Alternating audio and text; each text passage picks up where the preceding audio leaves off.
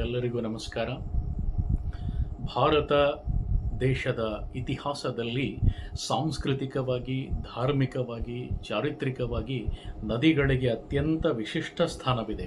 ಅದರಲ್ಲಿ ಉತ್ತರ ಭಾರತದಲ್ಲಿ ಗಂಗಾ, ಯಮುನಾ, ಸರಸ್ವತಿ, ಬ್ರಹ್ಮಪುತ್ರ, ನರ್ಮದಾ, ತಪತಿ, ತಾಮ್ರಪರ್ಣಿ ಅನೇಕ ನದಿಗಳಿಗೆ ವಿಶಿಷ್ಟ ಸ್ಥಾನವಿರುವಂತೆ ದಕ್ಷಿಣ ಭಾರತದಲ್ಲಿ ಎರಡನೇ ದೊಡ್ಡ ನದಿಯಾದ ಕೃಷ್ಣಾ ನದಿಗೂ ಸಹ ಅತ್ಯಂತ ವಿಶಿಷ್ಟ ಹಾಗೂ ಪವಿತ್ರ ಸ್ಥಾನವಿದೆ.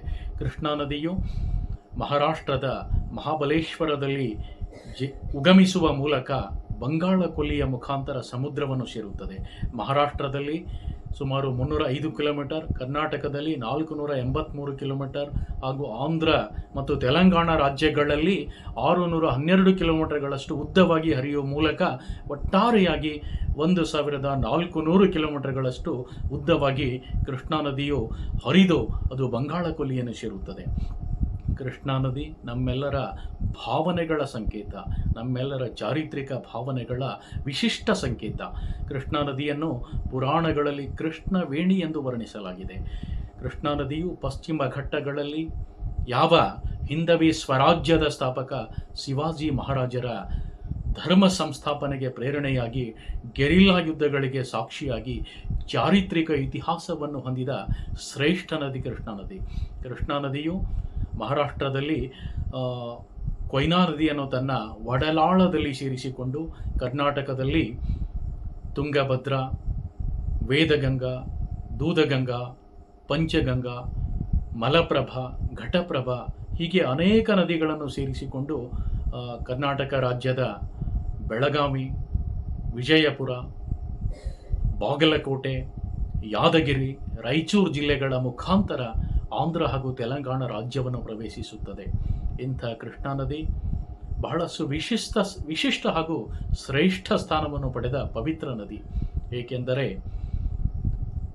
ನನಗಿಂತ ಕಿರಿಯರಿಲ್ಲ, ಶಿವಭಕ್ತರಿಗಿಂತ ಹಿರಿಯರಿಲ್ಲ, ಎನ್ನ ಕಾಲೇ ಕಂಬ, ದೇಹವೇ ದೇಗುಲ, ಶಿರವೇ ಹೊನ್ನ ಕಳಸವಯ್ಯ ಎಂಬ ಶ್ರೇಷ್ಠೋಕ್ತಿಯನ್ನು ಇಡೀ ಪ್ರಪಂಚಕ್ಕೆ ಸಾರಿದ ಅಣ್ಣ ಬಸವಣ್ಣನವರ ಕರ್ಮಭೂಮಿ ಕೂಡಲ ಸಂಗಮ ಕ್ಷೇತ್ರ ಇವತ್ತು ಇಡೀ ಜಗತ್ತಿಗೆ, ಇಡೀ ಭಾರತದಾದ್ಯಂತ ಪ್ರಸಿದ್ಧವಾಗಿ ಭಕ್ತರ ಭಕ್ತಿಗೆ ಪ್ರೇರಣೆಯಾದ ಪವಿತ್ರ ಸ್ಥಳ.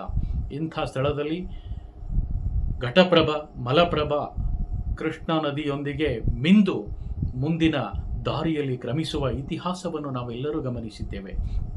ಕೃಷ್ಣಾ ನದಿ ಕೇವಲ ಮಹಾರಾಷ್ಟ್ರ, ಕರ್ನಾಟಕ, ಆಂಧ್ರ, ತೆಲಂಗಾಣದಲ್ಲಿ ಕೇವಲ ಹರಿಯುವ ನದಿಯಾಗಿರದೆ ಎಲ್ಲ 3 ರಾಜ್ಯಗಳ ರೈತರ ಪಾಲಿಗೆ, ಕೃಷಿ ಭೂಮಿಗೆ ಸಮೃದ್ಧಿಯಾಗಿ, ಕೃಷಿ ಭೂಮಿಗೆ ಹಾಗೂ ರೈತರ ಪಾಲಿನ ಜೀವನಾಡಿಯಾಗಿ ಪರಿಣಮಿಸಿದೆ.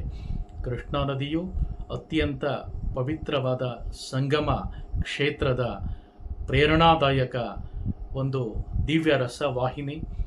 ಈ ನದಿಯು ಉತ್ತರ ಕರ್ನಾಟಕದ ಜನರ ಪಾಲಿಗೆ, ವಿಶೇಷವಾಗಿ ಬರಗಾಲದಿಂದ ಮಳೆ ಇಲ್ಲದೆ ಬರಗಾಲಕ್ಕೆ ತುತ್ತಾಗಿ ವ್ಯಥೆ ಪಡುತ್ತಿರುವ ರೈತ ಜನಾಂಗಕ್ಕೆ, ವಿಶೇಷವಾಗಿ ಉತ್ತರ ಕರ್ನಾಟಕದ ಜನರಿಗೆ ಜೀವನಾಡಿಯಾಗಿ ಪರಿಣಮಿಸಿದೆ.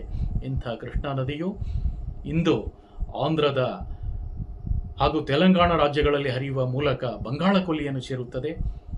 ಕರ್ನಾಟಕ ರಾಜ್ಯದಲ್ಲಿ ಹಿಪ್ಪರಗಿ ಅಣೆಕಟ್ಟು, ಆಲ್ಮಟ್ಟಿ ಅಣೆಕಟ್ಟು, ಬಸವಸಾಗರ ಹಾಗೂ ನಾರಾಯಣಪುರ ಅಣೆಕಟ್ಟು, ಆಂಧ್ರ ಹಾಗೂ ತೆಲಂಗಾಣಗಳಲ್ಲಿ ಶ್ರೀಶೈಲಂ ಅಣೆಕಟ್ಟು ಹಾಗೂ ವಿಶೇಷವಾಗಿ ಇಡೀ ಭಾರತದಲ್ಲಿಯೇ, ಏಷ್ಯಾದಲ್ಲಿಯೇ ಅತ್ಯಂತ ದೊಡ್ಡ ಹಾಗೂ ಜಗತ್ತಿನಲ್ಲಿಯೇ 3ನೆಯ ಮಾನವ ನಿರ್ಮಿತ ದೊಡ್ಡದಾದ ನಾಗಾರ್ಜುನ ಸಾಗರ ಅಣೆಕಟ್ಟು ಅನೇಕ ರೈತರ ಪಾಲಿಗೆ ಹಾಗೂ ವಿದ್ಯುತ್ ಉತ್ಪಾದನೆಯಲ್ಲಿ ವಿಶಿಷ್ಟ ಸ್ಥಾನವನ್ನು ಪಡೆದಂಥ ನಾಗಾರ್ಜುನ ಅಣೆಕಟ್ಟು ಸಹ ತೆಲಂಗಾಣ ರಾಜ್ಯದ ನಲಗೊಂಡ ಜಿಲ್ಲೆಯಲ್ಲಿ ಸ್ಥಾಪಿತವಾಗಿದೆ. ಆದ್ದರಿಂದ ಕೃಷ್ಣಾ ನದಿ ಪರಮ ಪವಿತ್ರ ನದಿ. ಕೃಷ್ಣೇ ತುಂಗೆ ಕಾವೇರಿ ಪವಿತ್ರಿತ ಕ್ಷೇತ್ರ ಮನೋಹಾರಿ ಎಂಬ ಕನ್ನಡದ ಕವಿಯ ವಾಣಿಯಂತೆ ಕೃಷ್ಣಾ ನದಿ ಕೇವಲ ನದಿಯಾಗಿರದೆ ರೈತರ ಪಾಲಿಗೆ, ಜನರ ಪಾಲಿಗೆ ಹಾಗೂ ಭಕ್ತರ ಪಾಲಿಗೆ ದಿವ್ಯ ರಸವಾಹಿನಿಯಾಗಿ ಅನೇಕ ಪುಣ್ಯ ಕ್ಷೇತ್ರಗಳಿಗೆ ಪ್ರೇರಣೆಯಾಗಿ ಧರ್ಮ ರಕ್ಷಣೆಗೆ ಪ್ರೇರಣೆಯಾಗಿ ಇಂದು ಕನ್ನಡ ನಾಡಿಗೆ ಸುಮಾರು 483 ಕಿಲೋಮೀಟರ್ಗಳಷ್ಟು ಉದ್ದವಾಗಿ ಹರಿಯುವ ಮೂಲಕ ವಿಪುಲ ಜಲವೃಷ್ಟಿಯನ್ನು ಕನ್ನಡ ನಾಡಿಗೆ ನೀಡಿ ರೈತರ ಪಾಲಿಗೆ ಜೀವನಾಡಿಯಾಗಿ ಮಹಾರಾಷ್ಟ್ರ, ಕರ್ನಾಟಕ, ಆಂಧ್ರ, ತೆಲಂಗಾಣ ರಾಜ್ಯಗಳಿಗೆ ತನ್ನದೇ ಆದ ವಿಶಿಷ್ಟ ಕೊಡುಗೆಯನ್ನು ನೀಡಿದ ಪರಮ ಪವಿತ್ರ ಕೃಷ್ಣಾ ನದಿಗೆ ನನ್ನ ಕೋಟಿ ಕೋಟಿ ನಮಸ್ಕಾರಗಳು.